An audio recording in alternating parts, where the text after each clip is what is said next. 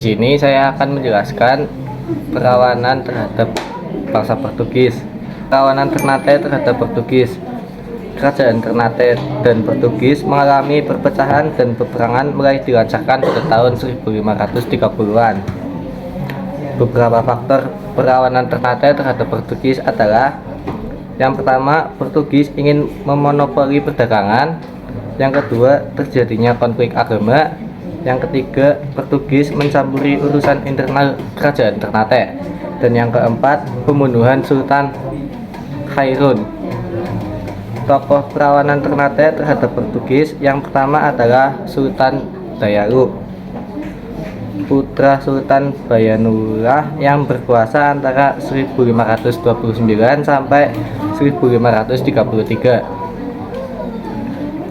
Setelah menghimpun kekuatan dari Tidore, Kacan, dan Jailolo, Sultan Dayalu berusaha melawan Portugis tetapi meninggal dalam pertempuran pada tahun 1536.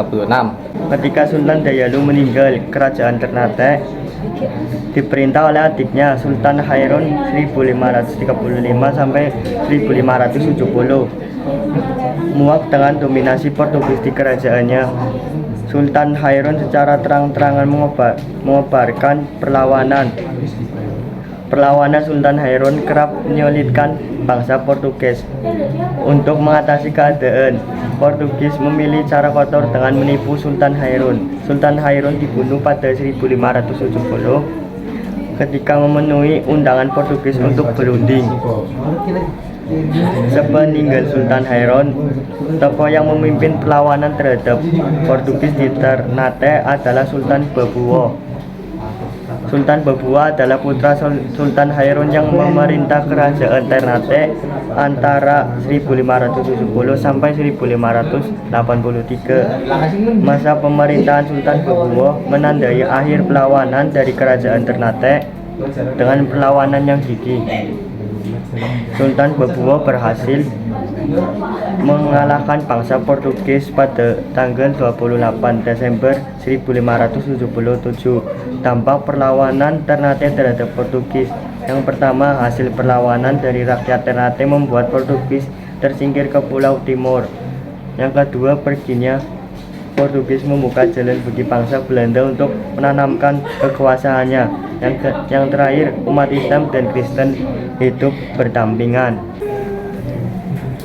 Jadi, saya akan menjelaskan tentang perlawanan Demak terhadap Portugis. Pada 1511, Portugis berhasil merebut Malaka dan ingin segera melebarkan kekuasaannya sampai ke Maluku. Mengetahui hal ini, Kesultanan Demak tidak mau tinggal diam dan melakukan penyerangan. Perlawanan terhadap Portugis dilakukan oleh Demak lebih dari satu kali.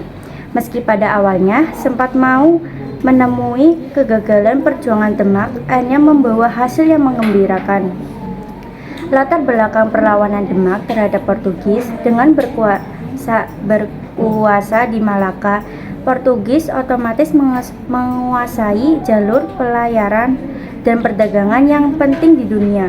Keberadaan Portugis ini tidak hanya menjadi penghalang Kesultanan Demak, tetapi juga mematikan perdagangan kaum muslim Indonesia. Terlebih lagi, Demak sendiri menjalankan perdagangan beras dan bahan pangan lainnya dengan Malaka.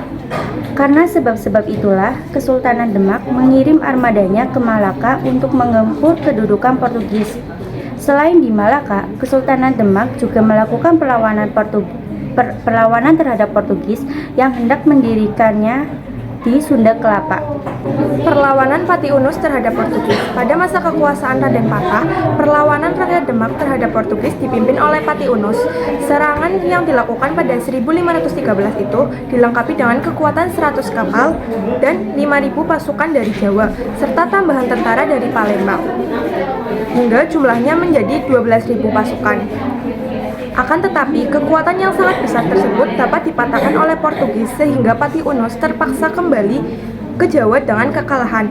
Setelah Raden Patah wafat pada 1518, tahta Kesultanan Demak jatuh ke tangan Patiunus yang kembali mempersiapkan armada untuk untuk mengempur kedudukan Portugis di Malaka. Maka pada 1521 ia kembali melakukan perlawanan ke Malaka. Namun Portugis ternyata menyambut pasukan Demak dengan pertahanan yang lebih baik. Lagi-lagi Kesultanan Demak mengalami kekalahan. Bahkan Pati Unus gugur di medan perang. Setelah itu Pati Unus disebut masyarakat dengan gelar Pangeran Sabranglor atau Pangeran yang gugur di seberang utara. Yang kedua, perlawanan Fathahillah terhadap Portugis. Setelah berhasil menangkis serangan Demak, Portugis memenuhi undangan dari penguasa Pajajaran yang ingin melakukan kerjasama. Kerajaan Pajajaran memilih bersekutu dengan Portugis karena merasa terancam dengan kekuatan Islam di pesisir Pulau Jawa, yaitu Banten atau Cirebon dan Demak. Dalam perjanjian di antara dua pihak itu disebutkan bahwa Portugis diizinkan untuk membangun loji di Sunda Kelapa. Kesultanan Demak menganggap kerjasama itu sebagai ancaman dan segera melancarkan serangan di bawah pimpinan Fathahillah. Pada 1527, pasukan gabungan Demak, Cirebon, dan Banten diberangkatkan untuk membendung pengaruh Portugis di Sunda Kelapa. Akhirnya, pada 22 Juni 1527, Sunda Kelapa berhasil direbut oleh Fathahillah yang kemudian mengubah namanya menjadi Jayakarta. Peristiwa itu menandai akhir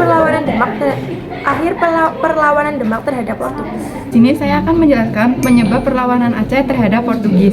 Salah satu pihak yang terdampak kekuasaan Portugis di Malaka adalah Kerajaan Aceh, yang pusat pemerintahannya berada di ujung barat Pulau Sumatera dan sangat dekat dengan Malaka.